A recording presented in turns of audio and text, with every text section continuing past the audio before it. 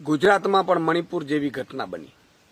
ગુજરાતના દાહોદના સંજેલીમાં એક મહિલાને અર્ધનગ્ન હાલતમાં એનું સરઘસ કાઢવામાં આવ્યું. કઈ હદે ગુજરાતની કાનૂન વ્યવસ્થા થઈ ગઈ છે.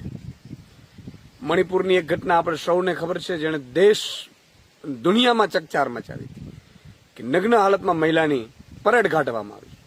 એ જ રીતે ગુજરાતમાં પણ નગ્ન હાલતમાં મહિલાની પરેડ કાઢવામાં આવી. મુખ્યમંત્રી શ્રી, ગૃહમંત્રી શ્રી, આપણે શું કરી રહ્યા છીએ? ચૂંટણીઓ લડવી જીતવી અલગ બાબત છે, અને ગુજરાતની જનતાને ન્યાય આપવો, ગુજરાતની જનતાને એક વ્યવસ્થા, સુસજ્જ વ્યવસ્થા આપવી એ અલગ બાબત છે. મને લાગે છે કે હવે મુખ્યમંત્રી અને ગૃહમંત્રીએ હવે યા તો એને રાજીનામા આપી દેવા જોઈએ, અથવા તો આવી ઘટનાઓ ન બને જે છાસવારે બની રહી છે ગુજરાતમાં. હત્યા, બળાત્કાર, ડ્રગ્સ, આ તો કોમન થઈ ગયું ગુજરાતમાં. પરંતુ હવે તો સાહેબ મહિલાઓની નગ્ન પરેડો થાય છે. ખરેખર કાળજું કંપાવનારી ઘટના છે.